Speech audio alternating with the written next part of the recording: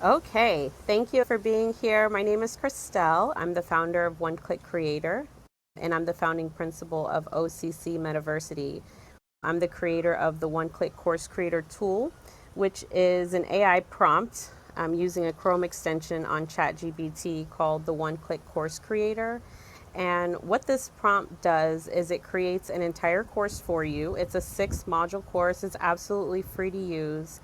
And one of the things that I love to do is come here on Clubhouse and share with people my background in education and curriculum design and how to use the One Click Course Creator tool to actually grow a business, to create an online product that is able to be sold.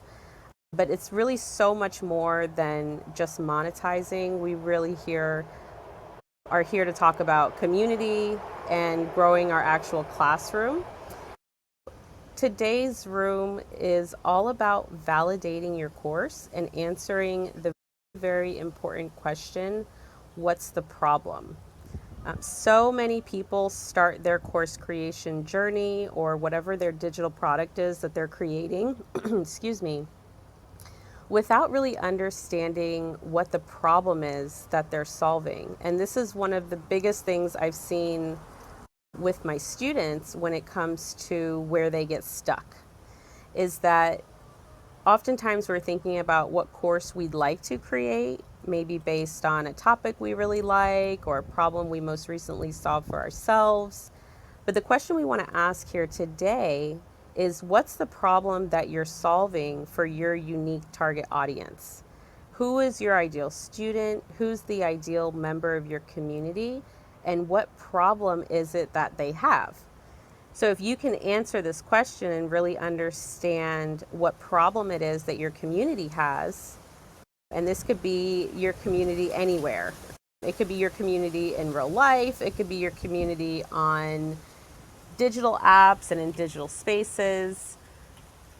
But what problem are they experiencing that you know you have the skill set and the interest to be able to solve? And this is really step one. So I come in here, I teach how to use the tools. I teach how to use AI PRM and ChatGPT and the One Click Course Creator tool to create your entire course. And we get really excited about that because we realize that now with AI technology, we can literally just download a Chrome extension into ChatGPT and create an entire course. And this is amazing. I do have some exciting tools and notes and information to share with you all as I really dive deep on this topic, because what I am doing is not just showing people how to create a course, but then how to take that course to the next level, use that course to build out a community, use that course to build out your brand, use that course as your first digital product that you present to the world. But before we do any of that, I keep coming back to this place that the step we're often skipping when thinking about our course and the topic for the course is what problem are we solving and is our course validated? Because I think this is where many of us, I don't want to say go wrong, but we get lost because we've created something that nobody has asked for. And that's the worst. I've done that. I spent months, hours working on when I made my first course. It was called Adulting 101. And then I went and released it and realized nobody asked me for this course. Not one person asked me to teach them how to adult. And so when no one signed up for the offer, it was like, oh, this huge realization. And yet it's something I'm still learning all the time.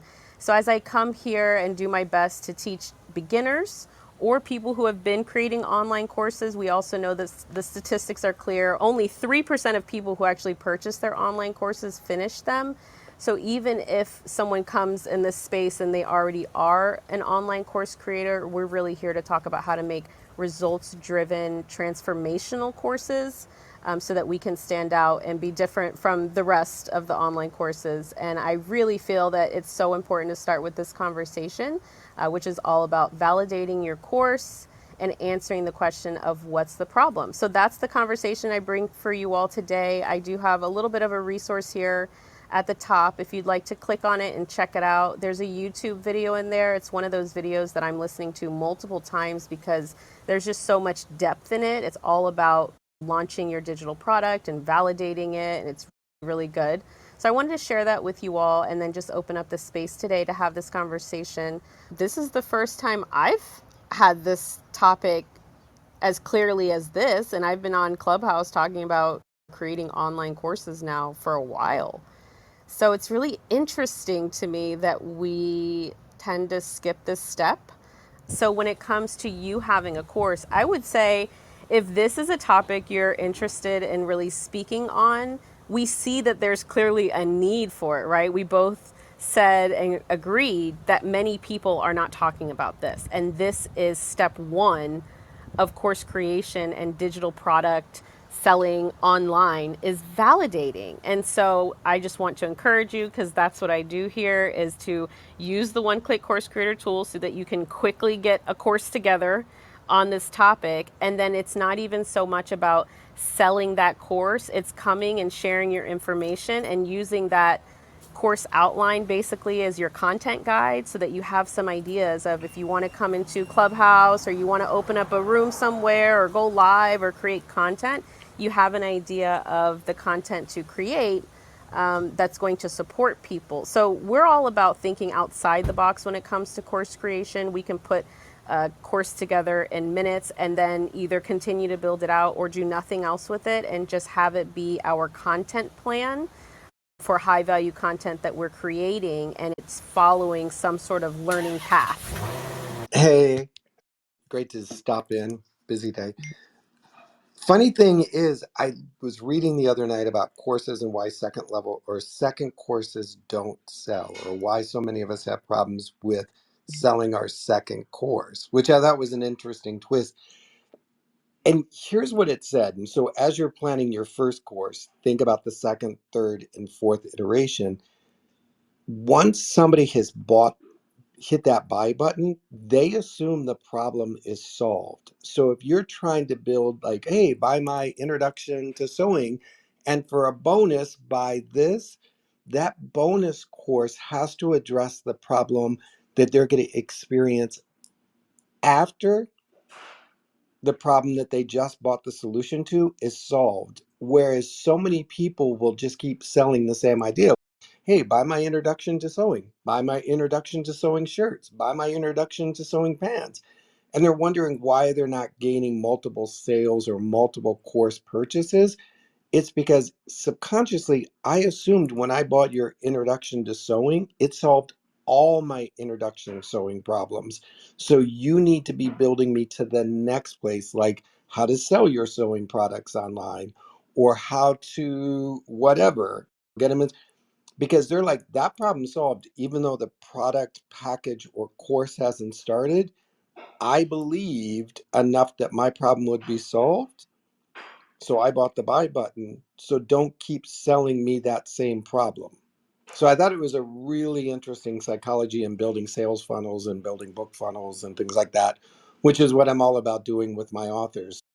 If an author is building a book funnel and the book funnel is supposed to solve the problem of management, their bonus add-on secondary click cannot be a reiteration of the first problem unless it's an expedited version. I'll close out with that. Ooh, Eric, that was so good. It's so good because there's always going to be the next problem, right? So it's not even, it's what is the problem right now? What's the specific problem that we're solving right now? And then once that problem is solved, the next question we're asking is, okay, so now what's the next problem? I was in a workshop yesterday and someone gave an example. They were asking for help with this very thing. And she said her whole thing is working with women who are coming out of broken up relationships and they're dealing with heartbreak.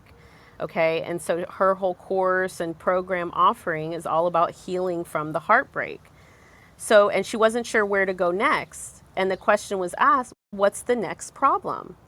So now that the heartbreak is cured and she's happy and she's back at life, what is the next problem? It could potentially be that she's single and she wants to be in a relationship, or it could be that she needs to learn how to love herself. It could be a number of things, but This question, what's the problem, is really so important. And I love, Eric, where you just took it, how even once we solve the problem, what is the next problem? And this is what I love about the whole micro learning and micro course concept as I'm learning and designing and building with my students, is that we can literally drip content out based on the current problem in this current moment. So one of my students was having a hard time using the one-click course creator tool. Her problem in that moment is just being able to use the tool. If I don't solve that problem, I'm not going to get to her other problems that I'm here to solve. And so I could easily solve that. But in each moment, this is how we can really individualize the content for our students and our communities. And this is why I love starting small and growing out, because it's hard to do this if you're working with a huge audience and you're trying to serve the entire audience in the same way. But what I love about the future of education and micro learning is that it's more individualized because we can drip the content out as it's needed. So if Monique needs to see something, I can go create a quick loom on that topic and just drip it out to her and send it to her. And I'm solving that problem. So it can be a micro problem, it can be a macro problem, but the point is, in order to validate what we're creating, we got to ask ourselves, what's the problem? Hi, good afternoon. This is Monique, your AKA your Healthy Mojo spiritual cheerleader. And I just want to say I'm here to absorb and learn about this in regards to, I'm new to creating courses, and I'm just interested to get feedback and learn how I can validate my courses well. I have been doing, what have I done?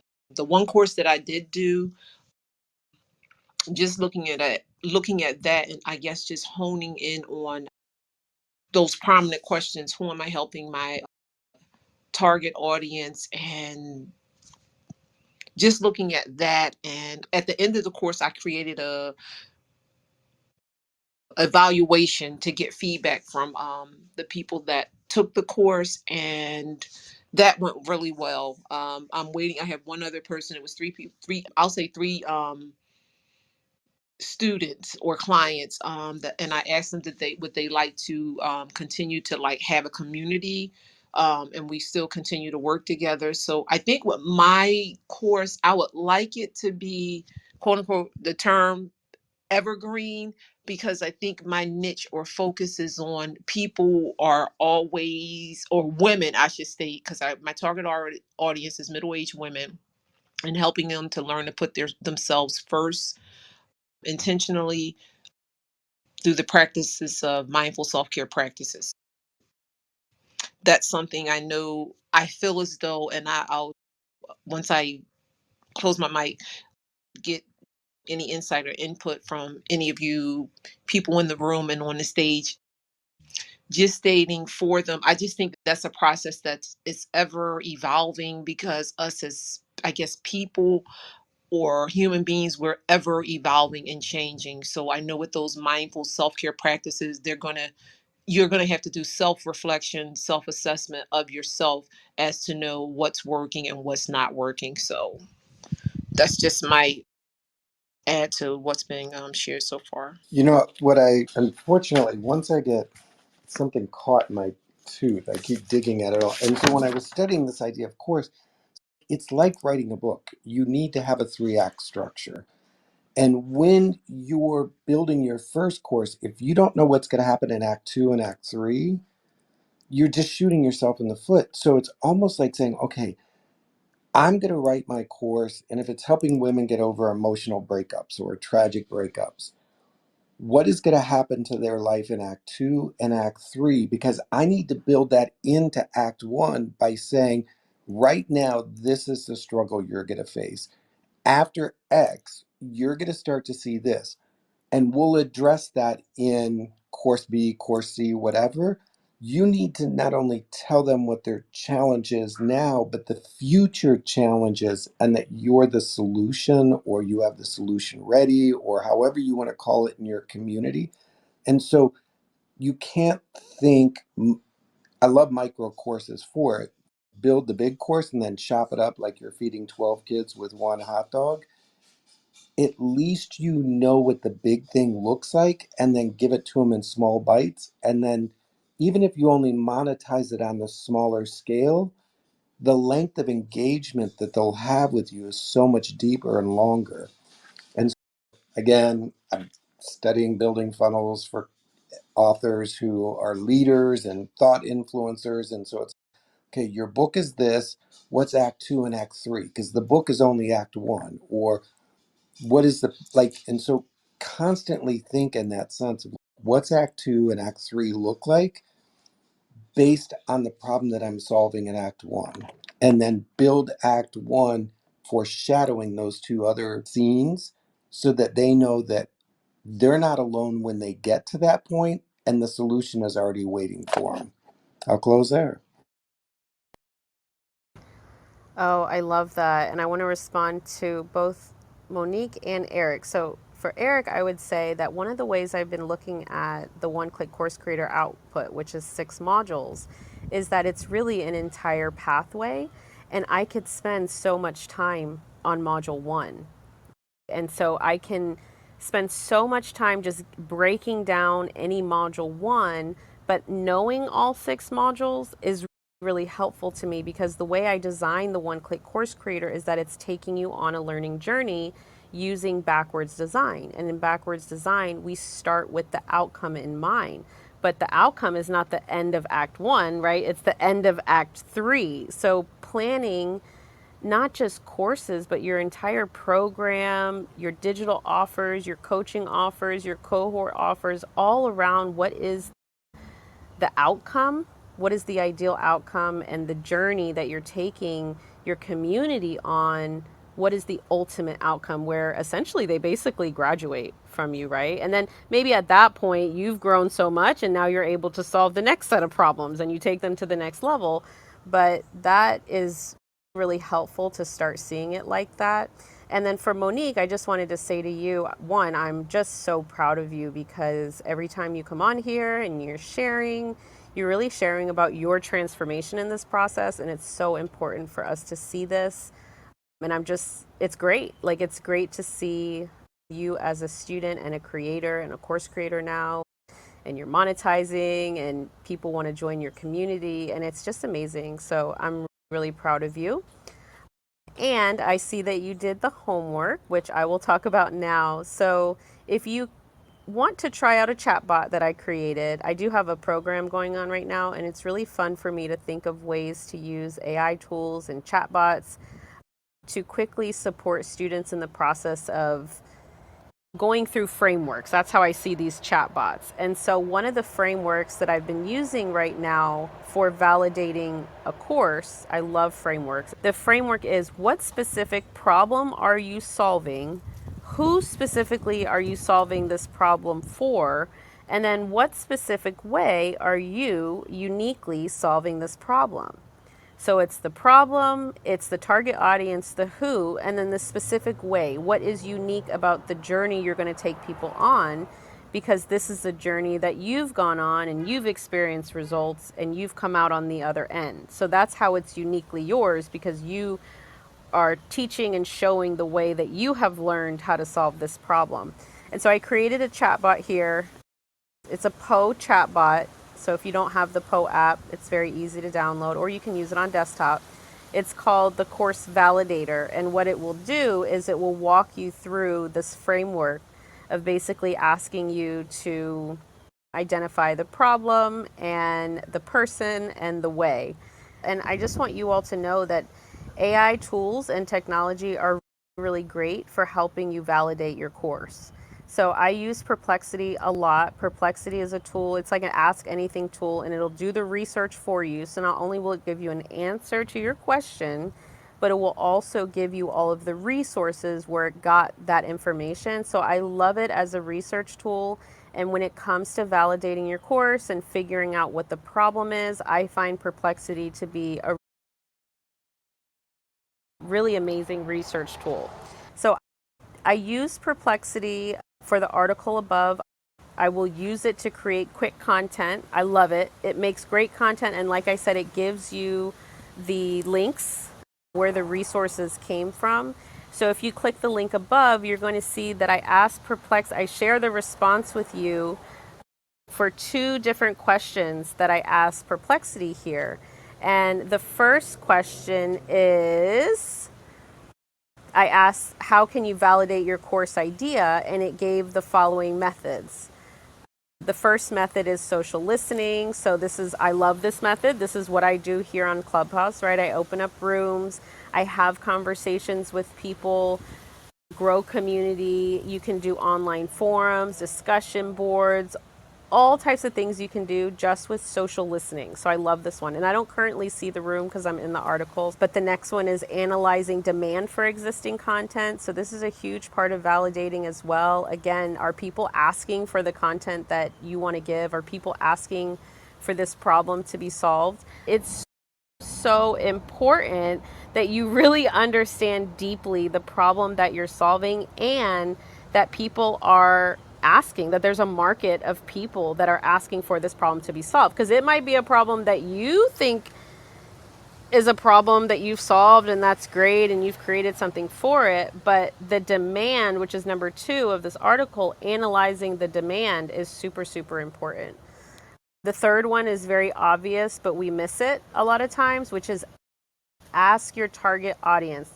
I love surveys. Monique, I'm so proud of you. One of the things that you mentioned is that you gave your students a post assessment, a feedback survey. This is so important, and I really think and I'd love to hear your thoughts on this. In my research of why are only 3% of people completing the online courses that they buy. So that means 97% of people are not finishing courses. Like, why? This is such a huge problem. And where I see the big gap being is that people are not doing enough assessing. They're not doing enough surveys. They're not doing enough getting feedback. They're not doing enough beta testing. And this is a huge part of the validation process. What do you all think of this? I wanted to say I agree. As being a former educator, I think about when in teaching and we're learning, and I'm thinking about some of the acronyms that you use, like before you introduce a lesson or starting to share something new with the students, I would do a informal assessment. And then as you go through, you're assessing. And if you're thinking about yourself with your business, I was thinking about the SWOTs, all of the things that you do to reflect and assess what is going on. And I do a lot of self reflection personally, an assessment of myself, like at the what I'm going to do. You do your schedule, or what you're planning for the week, or what you're planning for the day. And then at the end of the day, I do an evaluation, checking myself emotionally, spiritually, mentally, just seeing, diving into me and knowing what I accomplished, how I feel at that time. And then when you stated about the post assessment, that is done all the time. I just think that when you're creating a course or when you're doing anything, we do reflections. That's a form of assessment. So I just think those things are key to do, and they will help your course or what it is that you're doing. It'll help you to see things it helps you to put on a different set of lenses, and not just looking at it tunnel vision, seeing what you want to see there when you're doing post and pre-assessments. That's just me. Thank you so much. Monique, what you said here is why I've made the pivot I've made into attracting more classroom teachers and educators, because I truly believe that if we can combine these worlds of trained, certified instructional designers, curriculum designers, classroom teachers, and educators, and bring that world together with the online course creation world of educators that understand the technology, understand the sales funnels and the marketing, but don't necessarily have the teacher, trained educator, curriculum designer background. And so what's happening is we have educators who are coming out of the classroom but don't have business acumen. So they know how to create courses, or they know how to create awesome content and graphic organizers, but they don't know how to make money. They don't know how to monetize from it. And that's a problem. So they go back to the classroom. They don't actually become the entrepreneur that they want to be. And then on the other side, we have the entrepreneur that understands the online business world and understands how to create content, how to sell digital products, but not necessarily how to create transformation through education, because that's something that takes training to do and accomplish. And so the biggest piece I see to bridge these two worlds together is what teachers get trained on when it comes to assessments and feedback. What Monique just described is that there's an assessment process throughout the entire journey. There's an assessment process before you even begin. You would never want to start a unit plan or a lesson plan even with your students before an assessment. We used to call this the do now. As students are coming in the classroom, you have something that's on the board so they know right away what they're doing when they sit down. They're not wondering what's going on. That's why we call it the do now. But that's the first assessment. So you're basically asking them to produce something. It's really quick. The do now is not supposed to take any more than a couple of minutes, but it's some sort of quick assessment based on yesterday's lesson. And then you get a quick sense of, okay, who's ready to actually move on and what do I need to review? And you're supposed to get this very quickly just from that pre-assessment. And then, like Monique said, you're teaching the lesson, and there's so many assessments that you're doing while you're teaching the assessment, even if they're not directly. One assessment is just looking at your students' faces, right? That's an assessment. Do they look cross-eyed? Are they looking for their phone? Are they looking at you? Are you engaged? Engagement is a wonderful assessment tool, right? Are they actually doing the work you're assigning them to do? Or are they talking with their friend? A lot of times they're talking with their friend because they're confused or not interested. They're not engaged. All of these are assessments. And then, of course, the assessment that we hear the most about is the quiz or the test, right? It's the post-assessment. After a series of lessons or weeks of a unit, you give that post-assessment. And so many online course creators, because they're not trained in that background of educational design, are not giving the post-assessment. There's nothing there to see, did the student finish? If they did finish, did they get results? Did they get the outcome that they paid for? Can you imagine going to having a college class that you're taking and you're never asked to produce to the professor any sort of written material? You're not never asked to produce anything, and then at the end of that course you're never asked to give feedback on the professor. This is what's happening right now. So this is a whole soapbox that I could get on. I have another framework that I wanted to share with you all that I think is so powerful when it comes to launching our digital product, launching our course, and thinking about validation. So I also asked Perplexity about how to identify the target audience for your online course. And these are some of the responses that it gave, which I thought were really great. So define your course identity. What's the unique value proposition? I think that's so important. What are the objectives? And this is the great thing about being able to use the one-click course creator tool, is that it's going to give you the objectives so you can look and say, does that make sense? Is that what I want to go with, or do I want to create a different outline with different objectives? Of course, conduct market research. And like I said, Perplexity is a wonderful tool for conducting market research.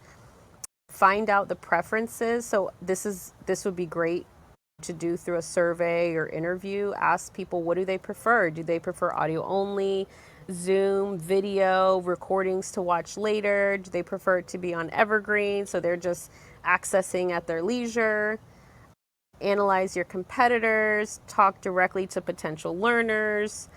These are all methods that you can use to identify your target audience, but this is really crucial when it comes to validating your course. So I wanted to make sure I share that with you all. And then the last framework that I find to be super useful when thinking about launching your digital product and course. So again, the link that I have above, the first video there, I'm on my third time watching it. So I do recommend, if this is a topic that you're interested in, I recommend checking out that video, because I love the way these two guys talk about frameworks. If you're anything like me, systems, I love frameworks because it just gives a lot of clarity for how to do something. I'm like, just tell me how to do it. So the framework that they share when it comes to launching your digital product, launching your course, in our case here, is one that I find to be very powerful, and I wanted to share it with you all. I made sure to write it down so that I could share it with you. And the first one is what we've been talking about today, which is validating before you build.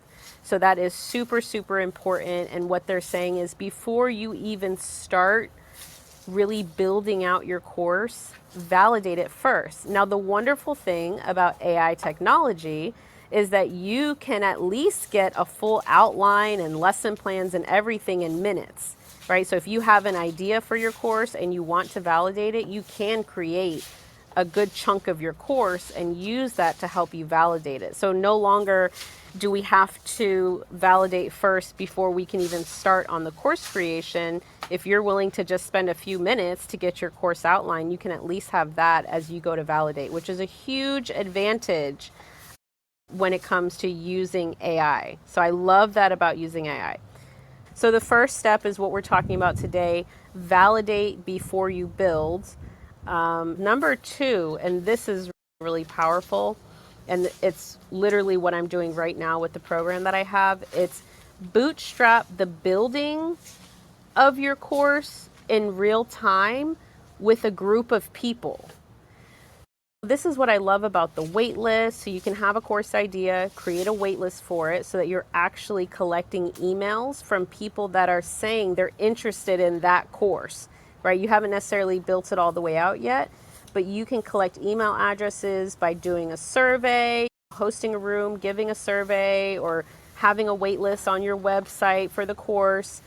And then what you can do is you can actually, they call it bootstrap the building. So you're designing the course around what your customers are telling you that they want. So you say, I have this course idea. What would you love to see in the course? Or what ideally would you find to be the most amazing outcome if you could learn how to do in this course? And then you design based on what they're telling you. This is super, super powerful. So that's the second thing.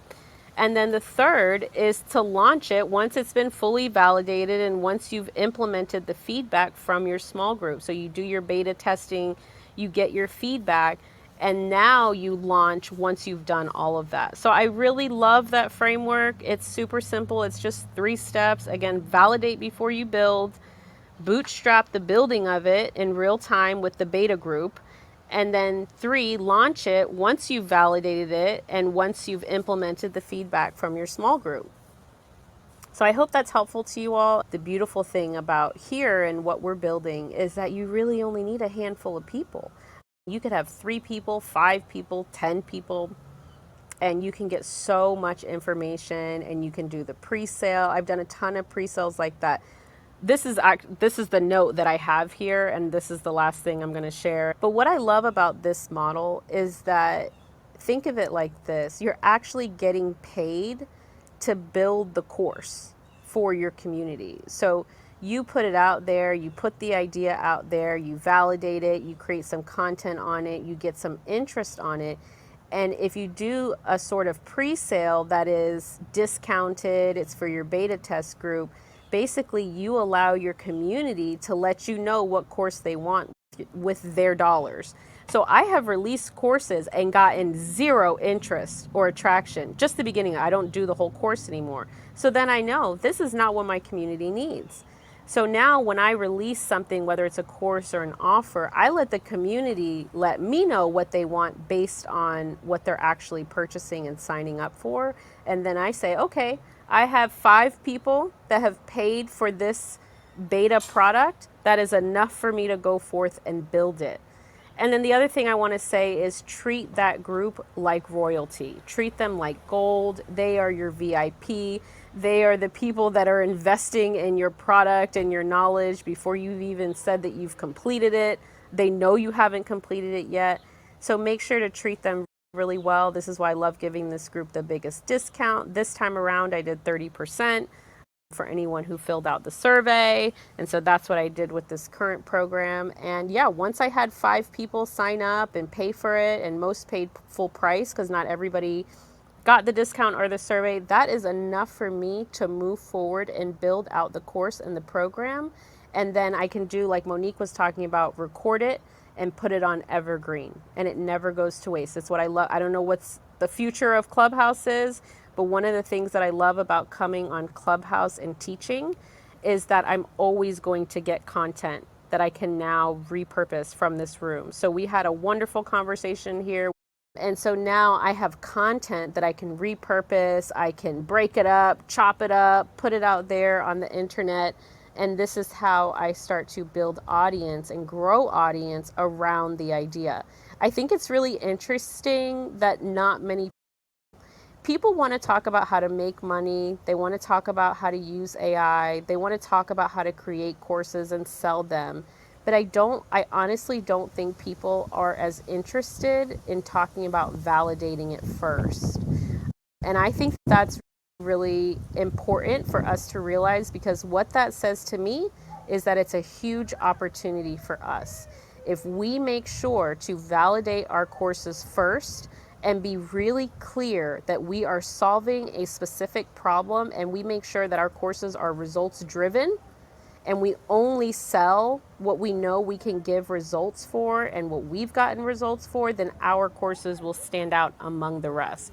Not only that, but our courses come with community, they come with access to us, they come with feedback and assessment and mentorship and accountability and mindset and mindfulness. And these are the things that take it from a course to a whole program and a learning center and a space. And so I love that about what we're doing. I really appreciate you all so much for being here. This was an awesome room and discussion. I love the people that these spaces are attracting. You all add so much to the conversation. So thank you again. Have a wonderful day, everyone. Bye bye.